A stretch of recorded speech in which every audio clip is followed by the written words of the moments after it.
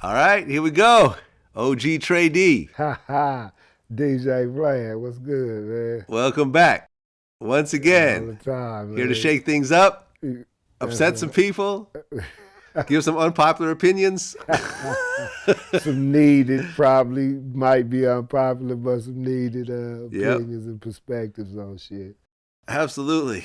Absolutely. Well, the Nipsey Hussle story still continues. Gotcha. I guess the grand jury indictment has been released, and you see a little bit more about the case. Mm-hmm. Um, so apparently, the whole thing about Nipsey talking to Eric Holder about being a snitch is actually true, Right. according to the police report. That they had a conversation about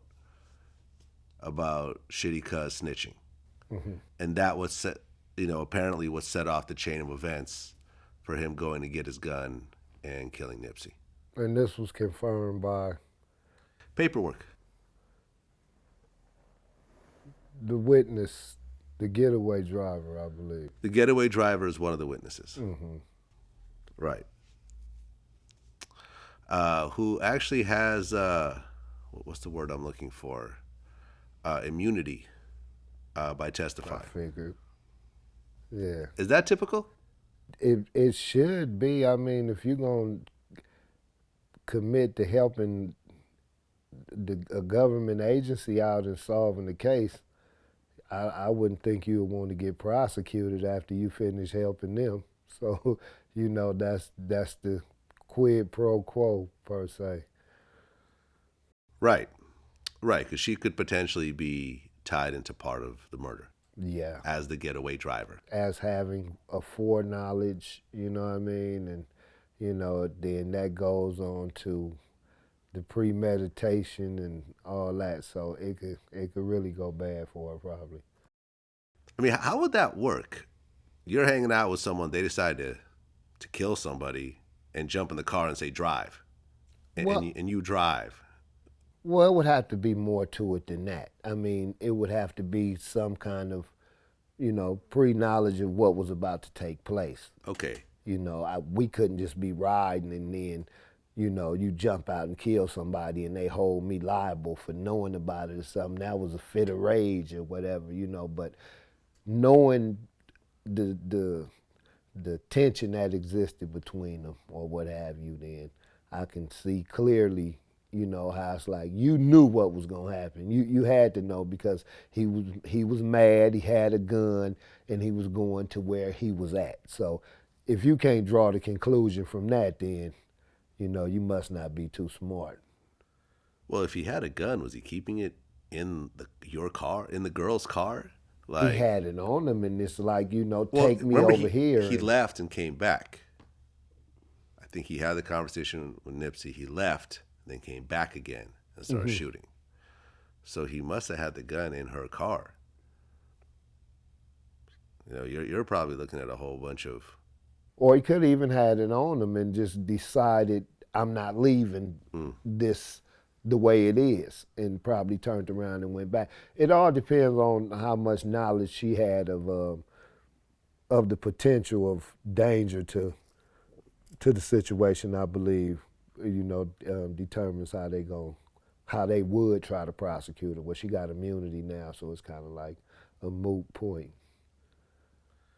Well, apparently, Eric Holder had two guns: a semi-automatic handgun and a revolver.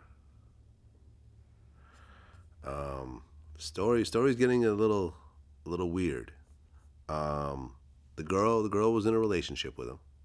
They were dating. This is according to witness one, because she's scared for her life Gun. being associated with this. So her identity is being withheld. Although I've seen some posts on social media that seem to point the finger at who this person is. I'm not sure if that's accurate or not. Okay. So they were driving around, and they went down to the strip mall where the Marathon store is, and Holder was excited to see Nipsey was there getting food. So Holder approached Nipsey, who waved him off and questioned Holder about being a snitch.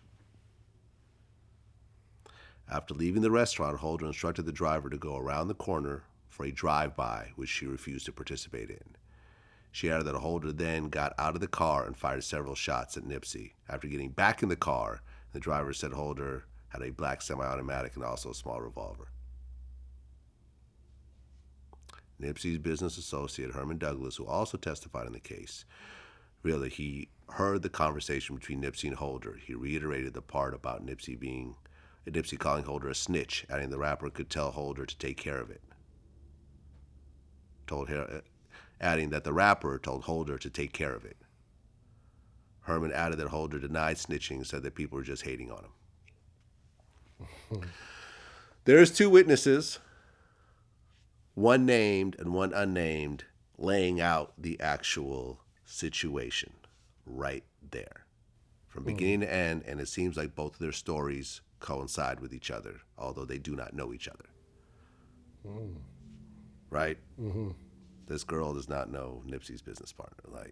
Exactly. Their stories match up. Now that you hear this story, because there's been rumors up to this point, now that you hear the way it's laid out, what's your take on it? From what standpoint? My take from what standpoint? What do you think about the situation now that you see the way it went down?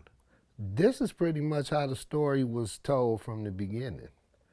You know, this is the way it was reported when it first came down the hood grapevine. You know, right. That, which isn't always accurate, but this time it seems like it was. Hey, the accuracy is pretty high. I tell you that. You know, with the hood grapevine. So that's how it came, and the story was twisted a couple of times, but that premise has never left, you know, the story, you know, that, you know, he was called a snitch and, you know, he felt slighted and, you know, he responded. So, you know, my question is still, why was he around? That's my whole take on it. Why was he around? And I'm not saying, you know, like, they hood is no different from any other hood, because every hood got some snitches running around there, and some people cater to them, and some people, you know, act like they're invisible, and, you know, it's basically based on the person's principles and integrity of how he interacts with a snitch. So, I'm just like, he shouldn't have been able to get that close for the little homie to have to tell him about himself. He shouldn't even felt that comfortable to be able to come around in an environment like that, because, you know, young Nip was powerful, and around him he had, you know, little homies always willing to show what they was made of. Some had grew up with him, some was, you know, even younger than that, and, you know, he could have easily just whistled and pointed a finger and, you know, had something activated. But for him to even be speaking to him like that, that leaves me in the mindset that you wasn't really trying to push a line on the dude. It was just like, you know you faulty, homie. Don't come up to me with none of that, hey, my nigga, or, you know, what's up, Nip, you know, and all this. You feel me? So, I mean, he was just keeping protocol. You know, just come on, homie. Don't put me in that situation. I can't be, you know, Nip. I can't be seen fucking with you, homie. You know your name bad around here. Straighten that out and then slide back around here. That's something, you know, that's in a G way of like saying, come on, you know, you in the danger zone. You know, don't play yourself and don't play me. So, you know.